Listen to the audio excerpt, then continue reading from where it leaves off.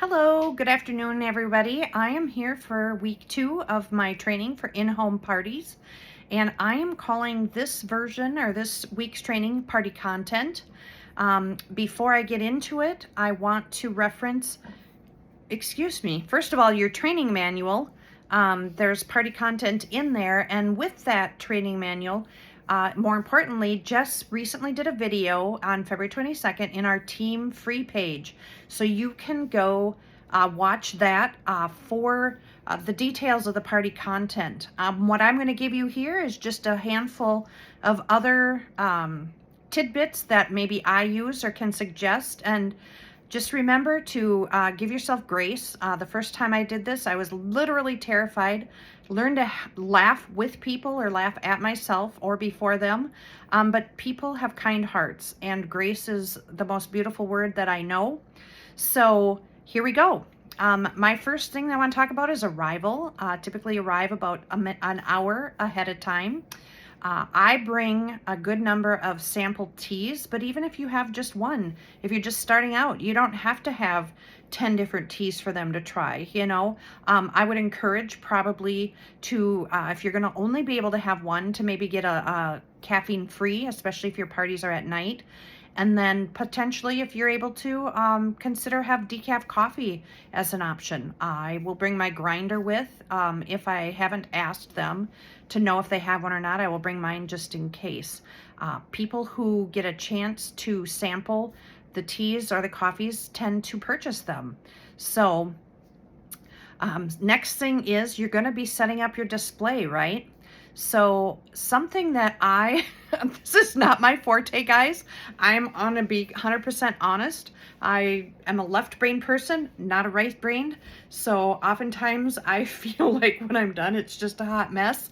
But I have had a couple people give me a few tips and tricks that I'm just going to share with you. They talked about, for example, if you have several of the pencil cases or pencil pod things, not to just keep them all together, kind of place them around in different things for people to see them, to try to have things at different levels. So at times I have brought like boxes and put under a blanket to set things higher up on top of that. But those are just some suggestions, okay? Second, step 2 is to be enthusiastic and personable. Now, this kind of goes along with our effective communication that we just talked about on Monday. So make sure you're enthusiastic and personable.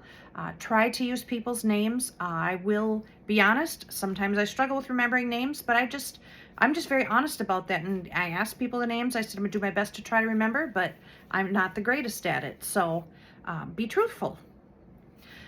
Make sure you're engaging with the guests. As people are coming in and arriving, I tend to kind of walk around and just ask some questions or say hi, introduce myself, ask what their name is. Third thing that I'm going to talk about is, and I usually do this after the party content. So this would be after the party content, but before I let people free to shop and browse and shop. I like to play a game. So we have what's called the left-right game is the one that I typically have been using.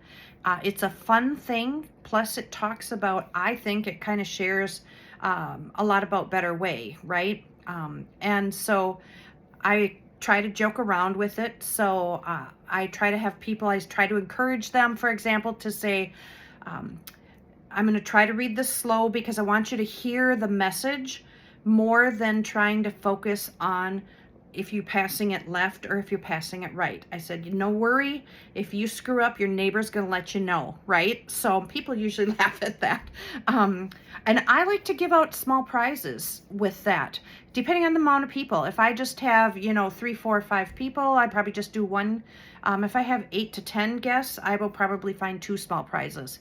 A great opportunity to find those prizes is at conferences. They will have significantly reduced items. For example, you can buy a homemade card for $3 to $5.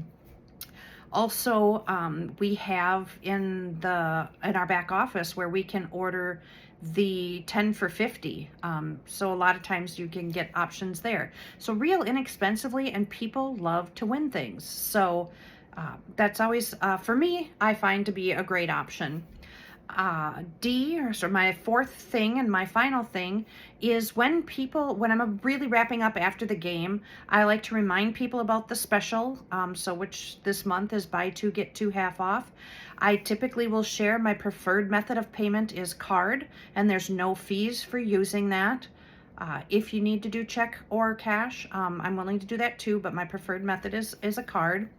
I let them know where I'm going to be set up, and then also say, hey, if anybody has any questions, feel free to just holler, and I would be more than happy to come and help you out. So, all right, have a great rest of your week, and we'll see you for training 3 next week.